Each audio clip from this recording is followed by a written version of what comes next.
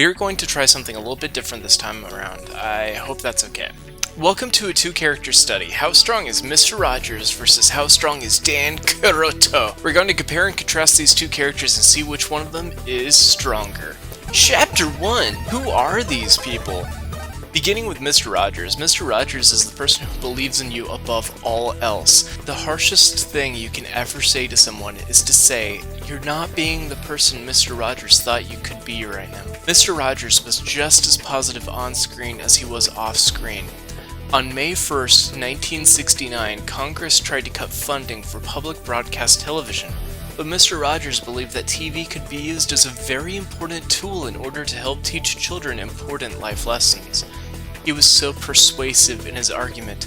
Instead of cutting the budget, they ended up increasing it from $9 billion to $22 billion, more than doubling it. Children's television was so important to Mr. Rogers that he convinced them to entirely change their minds about it so that future generations of children could watch their children's television programming. Wonderful children's television programming like Kamen Rider Ex-Aid, which had a lovely Christmas special full of chibi costume characters dancing around playing music, and then Dan Kuroto murders a man in cold blood. That happened during the Christmas special. Dan Kuroto is a game designer as well as the dangerous zombie. Throughout the series, he becomes progressively unhinged and crazy, dying multiple times and just going insane. As a Kamen Rider, he has the ability to transform into a rider form by using a belt and a video game cartridge, allowing him to become the dangerous zombie. The dangerous zombie form grants him the ability to be knocked down, but to come back up again. They're never gonna keep him down. But more than anything else, it's important that you remember he is a gamer. Gamers rise up! Gamers rise up! Chapter 2. Responding to fan letters. Every morning, Mr. Rogers would wake up and devote a few hours each day to respond to the piles and piles of fan mail he would receive. He would respond to each and every letter individually, responding with handwritten notes. He would reflect upon the time they shared together, laugh at any silly doodles drawn in the margins. There's not a single fan who sent a letter to Mr. Rogers who did not receive a letter back in turn. There. I have some friends who get very concerned when I forget the fish. Later in the show's run, Mr. Rogers would actually say out loud that he was feeding his fish, and many people were confused by this until it came to light that a young blind girl had sent him a letter saying she heard he got fish, but was worried they weren't getting fed. Mr. Rogers read this piece of fan mail and changed part of his show so that he would say out loud when he was feeding the fish, just to alleviate the fears and stress of a single small blind girl. Dan Kuroto once got fan mail for his game design work. He read it and saw all the cool crayon drawings and became enraged that a child could think of cool video game ideas. He became so furious that he gave the boy a video game in the mail that had a virus in it, a virus that affects humans and causes a contagious gamer virus that spread to other gamers. And he knew this would work because gamers almost never bathe or brush their teeth, so it was unlikely that anyone would notice if they were sick. What he didn't count on was that kid being a doctor as well. Also, he was a Kamen Rider and maybe magic or some shit. Chapter 3. The Power of Make-Believe. Oh, Tuesday, I don't think a little part like this could ever be a part of a bomb or Never anything know. That's right. Mr. Rogers has access to the neighborhood of Make-Believe, a wonderful kingdom that he can access by trolley through his home. This is where Daniel Tiger lives. The kingdom has many rules and regulations that it keeps rigidly to. Its ruler, King Friday the 13th king in the Friday lineage, rules over with a felt fist. So basically during the Cold War they made a series of episodes about the nuclear arms race, and PBS told Mr. Rogers to not do that? So they wrapped up the storyline with King Friday having a huge stockpile of nuclear bombs, then deciding not to use them and to keep them stockpiled in the castle. Here's the thing, those bombs are still there, to this day. Now you may be thinking, well that's clearly conjecture, those episodes were made 30 to 40 years ago, so they're not still there. They don't even make that show anymore, but they do. Because the spin-off show Daniel Tiger's Neighborhood takes place in the same setting with the same characters. You can see King Friday in the theme song. He still has nuclear bombs armed and ready in the castle, When Daniel Tiger learns about numbers or enjoys a bubble bath, he is blissfully unaware of the ever-present threat of nuclear war that could one day befall the kingdom. In much the same way as most Americans seem fit to ignore that fact, we did the exact same thing during the Cold War. So that's fun to think about. This cartoon is for preschoolers! This is canon! Meanwhile, one time Dan Kuroto was diagnosed with being a gamer because of the vaccines, probably, so he marched down to the woods naked and screamed until a new game materialized out of nowhere, because he's just that good at game design! This is also how I make the scripts for my videos, by the way.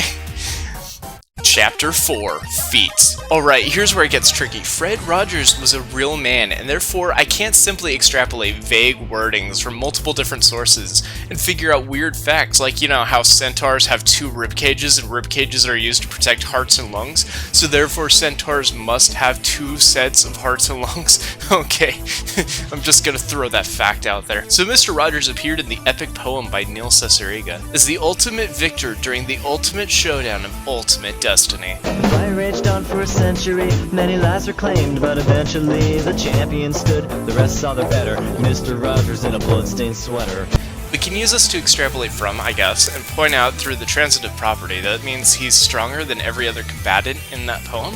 That means he must therefore be stronger than Godzilla, every single Power Ranger, Chuck Norris, Shaquille O'Neal, whatever. That's fine, but it's generally not what Mr. Rogers would have believed in. He's a pacifist by nature, after all. I would suspect that he won the battle in the same way Charlton Heston's character, George Taylor, did at the end of Beneath the Planet of the Apes. Can we talk for just a second about how Charlton Heston, a man with no normal first name, played George Taylor, a character with 2 first names? No? I'm being told we don't have time for that. I love you, Dr. Zan! Essentially, the movie ended with the main character in a last-ditch effort trying to prevent a war between the apes and the mutants, hitting the switch to cause a nuclear fallout and end the fighting once and for all. Am I implying that during an all-out international war of empowered supermen, Mr. Rogers would be made drastic enough to do such an action, ensuring a new era of peace for children the world over if given the chance? Maybe! It would definitely go against all of his Presbyterian teachings, and he definitely wouldn't consider it as an option until things got really out of hand. But I mean, it was within his abilities on the show. Like, he could if he wanted to, but he doesn't want to, you know? Now then, for Dan Kuroto, we can get into some pretty wild feats. First off, he invented the Gamer Driver, which allows gamers to become Kamen Riders, starting with making the 10 proto cartridges, which proved to be fatal if used too many times. He went on to streamline them, to finish them into the normal game cartridges, which allow the cast of Kamen Rider Ex-Aid to gain their powers and abilities. Moving on from this, he also turned himself into a dangerous zombie, and then created a backup system in place, so that in the event of his death, he would come back to life stronger than ever. This man planned out his own death and resurrection.